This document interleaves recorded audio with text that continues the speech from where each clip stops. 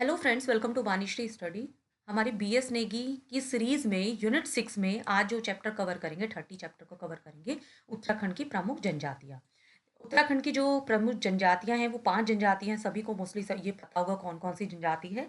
थारू है, जौनसारी है, भोटिया है, बोक्सा है और राजे जनजाति है। ठीक है, चलिए फिर स्टार्ट करते हैं। कुमाऊं व उत्तराखंड जमींदारी उन्मूलन एक्ट, जिसे कूजा भी कहा जाता है। कूजा कब पारित किया गया था? 1960 में पारित किया गया था। इंपॉर्टेंट है, इस तरह की डेट्स पूछी जाती है। ठीक है। उत्तर प्रदेश जमींदारी विनाश एवं भूमि व्यवस्था अधिनियम कब पारित किया गया था? 1950 में। उत्तर प्रदेश जमींदारी विनाश एवं भूमि व्यवस्था अधिनियम 1950 को 2021 में जो है संशोधित भी किया गया है। अब इसके तहत क्या कहा गया कि जो राज्य सरकार ने महिलाओं को पैतृक संपत्ति में सह खातेदार बनाने का अधिकार प्रदान किया है। ठीक है। कब इसको संशोधित किया गया? 2021 में। उत्तराखंड सरकार ने 1956 में 1956 में कोल्टा जांच समिति का गठन किया है। और इस समिति के अध्यक्ष कौन थे? बलदेव सिंह आर्य थे। याद रखिएगा, कोल्टा जांच समिति का गठन कब किया गया? 1956 में। अध्यक्ष आपने याद रखना है बलदेव सिंह आर्य। ठीक है। 1965 में 1965 में केंद्र सरकार ने जनजातियों की पहचान के लिए एक लोकर समिति का गठन किया था। अब यहाँ से ये इंपॉर्टेंट है कि आपसे पूछ लिया जाएगा कि लोकर समिति किससे संबंधित है। तो या फिर ये पूछ लिया जाएगा कि कब स्थापित किया गया था, कब गठन किया गया था। तो 1965 में गठन किया गया था और केंद्र सरकार ने किया था। केंद्र सरकार ने जनजातियों की पहचान के लिए इस समिति को गठन किया गया था। ठीक है, लोकर समिति। तो लोकर समिति किससे संबंधित है? जनजातियों की पहचान से संबंधित है। अब जो लोकर समिति की सिफारिश पर 1967 ईस्वी में, जो 1967 में उत्तराखंड की 5 जनजातियों को अनुसूचित जनजाति का दर्जा दिया गया था। ठीक है। आपसे ये क्वेश्चन भी पूछा जाता है ये कि उत्तराखंड की जो 5 जनजातियों को अनुसूचित जनजाति का दर्जा कब मिला है? 1967 में मिला है। ये क्वेश्चन पहले पूछा जा रखा है, इंपॉर्टेंट है, याद रखिएगा 1967। आपने गलत नहीं करना है। और ये भी ध्यान देना है किस समिति की सिफारिश पर ये दर्जा दिया गया है? लोकर समिति की सिफारिश पर। ठीक है। और लोकर समिति कब बनी, कब गठन हुआ है? 1965 में। 65 में याद रखना है गठन हुआ है। और उत्तराखंड की जो 5 जनजातियों को अनुसूचित जनजातियों का दर्जा मिला है 1967 में मिला है, और लोकर समिति की सिफारिश पर। ठीक है। अब जो 5 जनजाति है वो है थारू, जौनसारी, भोटिया, बोक्सा और राजी। ठीक है। अब ये एक चीज और, एक पॉइंट काफी इंपॉर्टेंट है ये भी, कि भारत सरकार ने राज्य की जो 2 जनजाति हैं उनको आदिम जनजाति का दर्जा दिया गया है। ठीक है। आदिम जनजाति का दर्जा, ये क्वेश्चन पूछा जाता है कि आदिम जनजाति का दर्जा जो है कौन सी 2 जनजातियों को दिया गया है? तो राजी और बुक्सा को दिया गया है। ये आपने याद रखना है। ठीक है। 5 जनजाति है, थारू, जौनसारी, भोटिया, बुक्सा और राजी। और आदिम जनजाति का दर्जा मिला है राजी और बुक्सा को। लोकर समिति याद रखना है 1965 में इसका गठन किया गया था और जनजातियों की पहचान से संबंधित है। और उत्तराखंड में 5 जनजातियों की को अनुसूचित जनजाति का दर्जा मिला है 1967 में। ये पॉइंट्स काफी इंपॉर्टेंट है, इनको अच्छे से आप याद रखिएगा। चलिए नेक्स्ट आगे देखते हैं। जो राज्य में सबसे ज़्यादा आबादी वाली जनजाति है वो थारू जनजाति है। और अगर सबसे कम आबादी वाली जनजाति की बात करें तो राजी जनजाति है। ठीक है। राज्य की जो विधानसभा में एसटी की सीट है, जो अनुसूचित जनजाति की है, 2 सीटों को आरक्षित किया गया है। ठीक है। तो 2 सीटें कौन कौन सी? एक तो नानक मत्ता है जो उधम सिंह नगर में है, दूसरी चक्राता है जो देहरादून में है। ये क्वेश्चन भी पूछा जाता है। ठीक है। काफी इंपॉर्टेंट है, मोस्टली सभी को पता भी होगा ये। सर्वाधिक अनुसूचित जनजाति की आबादी जो है, सबसे ज्यादा जो अनुसूचित जनजाति है वो उधम सिंह नगर में है, निवास करती है। उसके बाद देहरादून है और पिथौरागढ़ जिला है। ठीक है। तो याद रखना है सबसे ज्यादा उधम सिंह नगर है, उसके बाद जो है उससे कम किस में है? देहरादून में। उससे कम जो है पिथौरागढ़ में है। ठीक है। ये क्वेश्चन भी आपसे पूछ लिया जाता है, तो याद रखिएगा फर्स्ट नंबर पे कौन सी है, सेकंड पे कौन सी है, थर्ड पे कौन सी है। तो ये भी इंपॉर्टेंट है। अब न्यूनतम जो अनुसूचित जनजाति की बात करें वो सबसे कम कहाँ, न्यूनतम यानी कि सबसे कम कहाँ पर है? रुद्रप्रयाग में 386। और इसके बाद बात करें तो टिहरी जनपद में है। ठीक है। प्रतिशत की दृष्टि से अगर देखें तो सबसे कम अनुसूचित जनजाति जो है प्रतिशत के हिसाब से टिहरी में है। और इसके बाद अल्मोड़ा है और पौड़ी जिले है। ठीक है। सर्वाधिक शिक्षित की बात करें, सबसे ज्यादा जो शिक्षित एसटी हैं वो रुद्रप्रयाग में है। ठीक है। वह सबसे कम शिक्षित जो है एसटी, जो सबसे कम शिक्षित है वो हरिद्वार में है। ठीक है। सबसे ज़्यादा शिक्षित जो है एसटी की कहाँ पर है? रुद्रप्रयाग में। सबसे कम जो शिक्षित है एसटी एसटी वो कम कम कहाँ पर है? हरिद्वार में। ठीक है। 2011 की जनगणना के अनुसार राज्य की कुल एसटी जो आबादी है 2,91,903 है। कुल आबादी का ये 2.9% है। ठीक है। ये याद रखिएगा कि कुल आबादी का कितना परसेंट है, ये पूछा जाता है। 2.9% है। ठीक है। ये भी थोड़ा ध्यान दीजिएगा, कभी कभी ये भी पूछ जाता है कि 2,91,903 है। ठीक है। अब आबादी की दृष्टि से 2011 की जनगणना के हिसाब से जो जनजातियों का घटता क्रम है ये भी थोड़ा ध्यान दीजिएगा इसको। देखिए थारू है, फिर जौनसारी है, इनके नंबर याद रखिएगा कितनी कितनी है थोड़ा सा। बॉक्सा है, फिर भोटिया है, फिर राजी है। आपको मैंने बताया था कि अभी सबसे ज़्यादा जो जनजाति है थारू की है और सबसे कम जनजाति जो है वो राजी की है, ठीक है?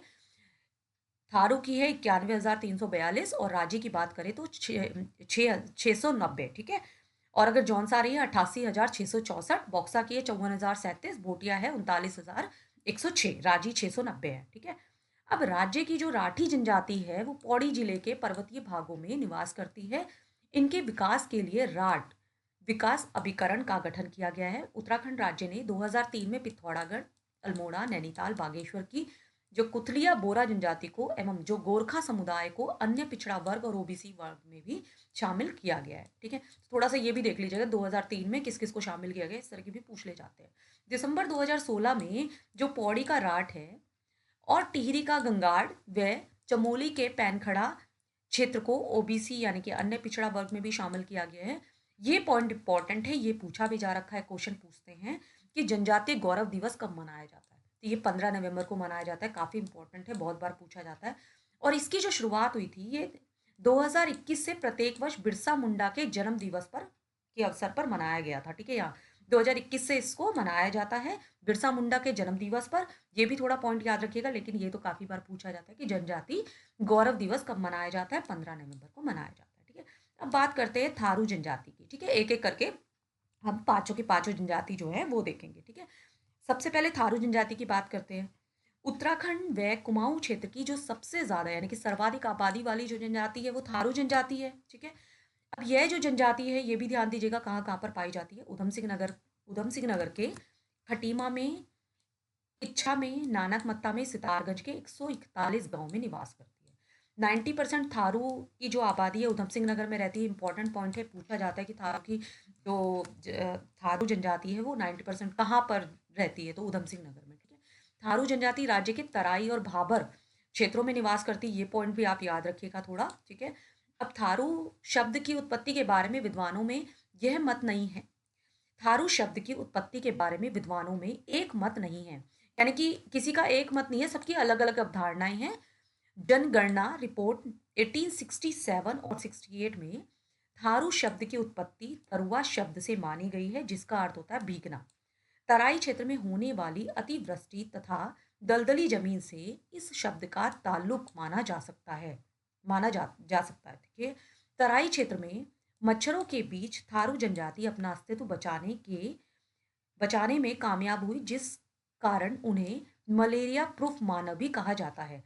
देखिए ये इंपॉर्टेंट पॉइंट है। अब आपसे ये भी पूछ लिया जाएगा कि मलेरिया प्रूफ मानव जो है कौन सी जनजाति को कहा जाता है, तो याद रखिएगा थारू जनजाति को, क्योंकि इस तरह के क्वेश्चन भी पूछे जाते हैं, ठीक है? अब थारू जो जनजाति है हमें पता है उत्तराखंड में पाई जाती है, ठीक है? उत्तराखंड में सबसे ज़्यादा जनजाति जो है थारू की पाई जाती है। अब ये उत्तराखंड के अलावा और जगह भी पाई जाती है, कहाँ-कहाँ पर? उत्तर प्रदेश में, बिहार में और नेपाल में भी निवास करती है। जब थारू जनजाति के जो लोग हैं स्थायी कृषक होते हैं, पशुपालक होते हैं, आखेटक होते हैं, ठीक है? अब जो थारू जनजाति से संबंधित कुछ विविध हैं वो देख लेते हैं। दिखनौरी प्रथा सगाई को कहा जाता है, तो सगाई की परंपराएं थारू में पाई जाती हैं।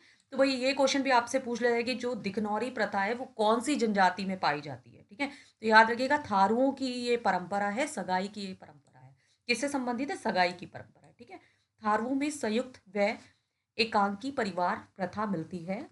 झुमड़ा थारुओं का नित्य गीत व लहचारी नित्य है, ये पॉइंट भी काफ़ी इंपॉर्टेंट है, आपसे पूछ लिया जाएगा।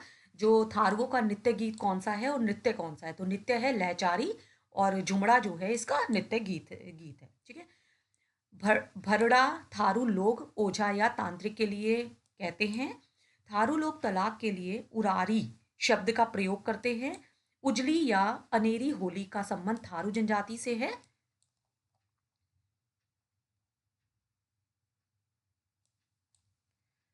थारुओं को अपनी कोई प्रमुख भाषा नहीं है। भौरवी मिश्रित पहाड़ी, अवधी, नेपाली आदि भाषा बोलते हैं, यानी कि इनकी कोई खुद की कोई भाषा नहीं है। ये भारवी भी बोलते हैं, मिश्रित पहाड़ी भी बोलते हैं, अवधी और नेपाली आदि भाषा भी बोलते हैं, ठीक है? स्थानीय बोली में थारू परिवार को संग नाम से जाना जाता है। बग्गी बग्गा खेल का संबंध थारू जनजाति से है। भाई ये इंपॉर्टेंट पॉइंट है, ध्यान दीजिएगा। ये क्वेश्चन पूछा जाता है कि ये बग्गी बग्गा जो खेल है वो कौन सी जनजाति से संबंधित है, तो आपने याद रखना है वो थारू जनजाति से संबंधित है। अब ये किरात वंशी का भी पूछा जाता है कि किरात वंशी माना जाता है कि कौन सी जनजाति को, तो याद रखिएगा थारुओं को किरात वंशी भी कहा जाता है, ठीक है। जो मैं इंपॉर्टेंट पॉइंट बता रही हूँ उनको आप अच्छे से याद रखिएगा, ठीक है। ये बग्गी बग्गा याद रखिएगा, किरात वंशी जो है वो थारुओं को माना जाता है, और ये लोग ना अपने आप को महाराणा प्रताप का वंशज मानते हैं, तो ये भी ध्यान देना है आपने। अब थारू जनजाति के लोग कद में जो छोटे और मंगोल प्रजाति के सर्वाधिक निकट माने जाते हैं, इनकी प्राय समतल नासिका होती है। अब थारुओं की हम सामाजिक व्यवस्था की बात भी कर लेते हैं। थारू जनजाति के कई गोत्रों में विभक्त हैं जिन्हें कुरी कहा जाता है। देखिए क्वेश्चन पूछा जाता है, जो कुरी है वो क्या है, तो कुरी जो है गोत्र है, ठीक है। अब जो ये भी याद रखिएगा, यह कुरी किससे संबंधित है, थारू जनजाति से संबंधित है, ठीक है। तो थारू जनजाति कई गोत्रों में विभक्त है जिसे कुरी कहा जाता है। ये क्वेश्चन पहले पूछा जा रखा है, ठीक है, क्योंकि अब आजकल इस तरह के क्वेश्चन ज्यादातर पूछे जाते हैं। थारुओं में बड़वायक, रावत, बट्ठा, महतो, डहत आदि गोत्र मिलते हैं। थारू जनजाति में बड़वायक गोत्र को उच्च गोत्र माना जाता है, सबसे ऊंचा गोत्र माना जाता है। यानी कि थारुओं में राणा, कटरिया, डंगरिया, जेगिमा, पछिमाहा उपजाति मिलती है, जिसमें पछिमा उपजाति गोरखपुर में वास करती है। भाई ये उपजाति भी आप इनको याद रखिएगा, क्योंकि इस तरह के क्वेश्चन भी आपसे पूछ ले रहेंगे। आपसे ये उपजाति दे दी जाएगी इस तरह से, राणा, कटरिया, टंगरिया, जेगिमा या पछिमा, ये उपजाति जो है कौन सी जनजाति से संबंधित है, तो आपने याद रखना है ये थारुओं से संबंधित है, ठीक है। राणा उपजाति के लोग सर्वश्रेष्ठ थारू माने जाते हैं, जो नैनीताल और उधम सिंह नगर में निवास करती है। कटरिया उपजाति जो उपजाति जो है वो उत्तर प्रदेश और नेपाल की सीमा में निवास करती है। थारू जनजाति के पुरुष हिंदुत्व के प्रतीक के रूप में सिर पर चोटी रखते हैं। थारू समाज में बड़े परिवार को व्यवस्थित ढंग से चलाए जाने के लिए योग्यतम पुरुष चुना जाता है, जिसे गंधुर कहा जाता है। तो गंधुर याद रखिएगा किसे कहा जाता है, जो योग्यतम पुरुष होते हैं उन्हें कहा जाता है। थारू जनजाति में बड़े परिवार को व्यवस्थित करने के लिए जो योग्यतम पुरुष का होते हैं जिन्हें चुना जाता है, उन्हें गंथुर कहा जाता है, गंधुर कहा जाता है, गंधुर, ठीक है, गंधुर कहा जाता है, ठीक है। इसी प्रकार परिवार की जो महिलाओं में से एक गंधुरेण या मालकिन चुना जाता है। इसी तरह जैसे गंधुर चुना जाता है, वैसे भी गंधुरेण चुना जाता है, जिन्हें मालकिन भी कहा जाता है। महिला शक्ति का प्रबंधन जो महिला शक्ति का जो प्रबंधन है गंधुरेण करती है, वह परिवार में महिला शक्ति का नेतृत्व करती है, ठीक है। तो गंधुर याद रखना है, गंधुरेण भी याद रखना है क्या है, ठीक है। तो ये आपने याद रखना है इस तरह की चीजें। अब बात करते हैं जो थारुओं की विवाह पद्धति है, वो उससे संबंधित देखते हैं क्या है। थारू जनजाति में पहले बदला विवाह प्रथा का प्रचलन था, जिसके तहत बहनों के आदान प्रदान का प्रथा का प्रचलन था। जो आपसे ये पूछ ले जाएगा कि बदला विवाह प्रथा का प्रचलन जो है कौन सी जनजाति में था, तो थारू जनजाति से संबंधित है ये, ठीक है। अब वर्तमान समय में 3 टिकड़ी प्रथा थारुओं में प्रचलित है, जिसके तहत एक दूसरे की बहन की जगह उनके किसी रिश्तेदार की लड़की से विवाह किया जाता है, ठीक है। थारुओं में विवाह की मध्यस्थता कराने वाले व्यक्ति को मजपतिया एवं दोनों पक्षों के मध्य विवाह तय करने वाले को पक्की पौड़ी कहा जाता है। ये पक्की पौड़ी इंपॉर्टेंट है, याद रखिएगा किसे कहा जाता है, जो दोनों पक्षों के मध्य जो विवाह तय करता है उसे पक्की पौड़ी कहा जाता है, और थारुओं के विवाह की जो मध्यस्थता कराने वाले व्यक्ति को कहा जाता है, ठीक है। अब थारुओं में विवाह की जो सगाई रस्म को अपना पराया कहा जाता है। ये क्वेश्चन भी बहुत बार पूछा जाता है कि अपना पराया क्या है, तो अपना पराया एक सगाई की रस्म है, एक विवाह की सगाई रस्म है जो थारवो जनजाति में की जाती है, एवं विवाह तिथि तय करने वाली रस्म को बात कट्टी कहते हैं। तो ध्यान देना है अपना पराया क्या है और बात कट्टी क्या है। बात कट्टी ये दोनों की दोनों जो प्रथाएं हैं ये थारवो से संबंधित है, ठीक है। तो ध्यान देना, ये पूछा जाता है ये क्वेश्चन, ठीक है। तो बात कट्टी जो है वो विवाह तिथि तय करने वाली रस्म है थारवो जनजाति के लिए, और थारवो में विवाह की सगाई की रस्म को अपना पराया कहा जाता है। बहुत इंपॉर्टेंट है ये, ठीक है। अब थारू जनजाति के लोगों का विवाह प्राय माघ और या फुले फूलोरा दूज में होता है। विवाह के बाद जब लड़की स्थायी रूप से लड़के के घर आती है तो इस रस्म को चाला कहते हैं। लड़की विवाह के 2 या 3 महीने के बाद चैत्र बैसाख महीने में लड़के के घर आती है। थारुओं में विधवा विवाह का भी प्रचलन है, जिसके अवसर पर लड़की का पिता अपनी बिरादरी को भोज देते हैं, जिसे लठ भरवा भोज कहा जा लठ लठ भरवा भोज कहते हैं। तो ये भी याद रखिएगा ठीक है, तो ये क्या है, लठभरवा भोज जो है थारू जनजाति से संबंधित है। और थारू जनजाति में विधवा विवाह का भी प्रचलन है, जिसके अवसर पर लड़की का जो पिता है अपनी बिरादरी के जो लोग होते हैं उनको भोजन कराते हैं। ठीक है, अब विधवा विवाह में जो थारुओं में चुटकटा तथा उठान विवाह प्रचलित है, तो ये दोनों भी याद रखिएगा। ये किससे संबंधित, थारू जनजाति की विधवा विवाह से संबंधित है। थारुओं में महिलाओं को तलाक देने का अधिकार है, उसे उरारी कहा जाता है। उरारी भी ध्यान देना है क्या है। ठीक है, थारुओं में विवाह संस्कार प्रचलित परंपरागत रीतियों के साथ संपन्न किया जाता है। इसमें चूल्हा बैठान, भूमिया पूजन, सर देना, तेल चढ़ावा, पहरावा, भौणी, कन्यादान, भनवर आदि जो प्रमुख इनकी रस्में हैं। ठीक है, अब थारुओं की जो वेशभूषा है और भोजन है उसके बारे में भी देख लेते हैं। देखिए, थारू जनजाति के जो पुरुष हैं वो परंपरागत जो वस्त्र हैं वो लंगोटी है उनका। और थारू जनजाति का जो मुख्य भोजन है चावल और मछली है। तम्बाकू एवं मदिरा उनका मुख्य जो है पेय है, यानी कि पीने का है। थारू जनजाति चावल से स्वयं निर्मित मदिरा को जाड़ कहते हैं। देखिए, ये क्वेश्चन भी पूछा जाता है, जाड़ क्या है। तो जाड़ जो है एक तरह का क्या है, ये चावल से जो ये लोग खुद बनाते हैं, ये चावल से निर्मित होने वाला एक मदिरा है, यानी कि एक शराब है, मदिरा शराब है जो थारू जनजाति के लोगों के द्वारा बनाया जाता है। ठीक है, तो ये भी आपने याद रखना है जाड़ क्या है। ठीक है, थारुओं में कई परिवारों में पुरुषों को भोजनालय में जाने का अधिकार नहीं है। थारू लोग वनों में आखेट भी करते हैं, जिसे खाबर कहते हैं। तो ये खाबर भी आप पॉइंट याद रखिएगा। अब थारू जनजाति की जो त्योहार परंपरा है वो भी देख लेते हैं। थारू जनजाति का प्रमुख त्योहार बैसाख या ज्येष्ठ महीने में मनाया जाने वाला बजहर त्योहार है। ये त्योहार आप याद रखिएगा। थारू लोग दिवाली को शोक पर्व के रूप में मनाते हैं। बहुत बार ये क्वेश्चन पूछा जाता है कि शोक पर्व के रूप में कौन से त्योहार को मनाते हैं थारू जनजाति के लोग। दिवाली को मनाते हैं, दीपावली को। ठीक है, या फिर आपसे ये भी पूछ लेंगे कि इस तरह से भी क्वेश्चन पूछा जाता है कि दिवाली को शोक पर्व के रूप में कौन सी जनजाति मनाती है, तो थारू जनजाति मनाती है। ठीक है, थारू जनजाति के लोगों द्वारा होली सांस्कृतिक महोत्सव को 1 से 8 दिन तक मनाया जाता है। होली में मुख्य वाद्य यंत्र ढोल झांझ का प्रयोग किया करते हैं। स्त्री व पुरुषों द्वारा होली के अवसर पर खिचड़ी नृत्य किया जाता है। तो ये ध्यान देना है, इंपॉर्टेंट है। जो थारू जनजाति के लोग हैं, यानी कि वो उनके स्त्री और पुरुष जो थारू जनजाति में हैं, वो होली के अवसर पर कौन सा नृत्य करते हैं, तो खिचड़ी नृत्य करते हैं। काफी इंपॉर्टेंट पॉइंट है। ठीक है, उजली होली या बैठकी होली का संबंध थारू जनजाति से है। ये पॉइंट भी इंपॉर्टेंट है, याद रखना है इसको भी। थारू होली में ढोल या झांझ वाद्य यंत्रों का अधिक प्रयोग करते हैं, तो ये भी आप थोड़ा याद रखिएगा। लेकिन खिचड़ी नृत्य वाला आपने पॉइंट याद रखना है। ठीक है, अब बात करते हैं थारुओं की जो राजनीतिक व्यवस्था है उसके बारे में भी देखते हैं। अब थारुओं की जो बिरादरी है, पंचायत में 4 प्रकार के अधिकारी होते हैं।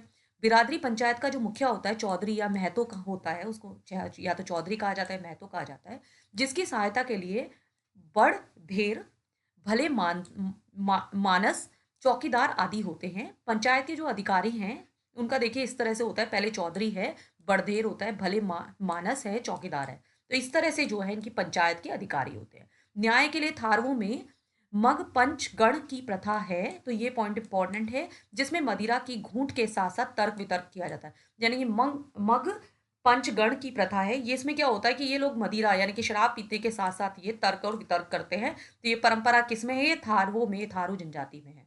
थोड़ा ये भी आप पॉइंट याद रखिएगा। न्याय में मदिरा की प्रमुख भूमिका होती है, तो ये सेम यही पॉइंट है। तो न्याय में मदिरा, आपसे ये इस तरह से भी पूछा जाएगा कि कौन सी जनजाति में न्याय में मदिरा की भूमिका होती है, तो कौन सी जनजाति में होती है, तो थारू जनजाति में होती है। ठीक है, अब थारुओं की धार्मिक परंपरा के बारे में भी देखते हैं। देखिए, एक तो ये जनजाति जो है पितृवंशीय है, पितृ स्थानीय पारंपरिक परंपरा देखने को मिलती है इसमें।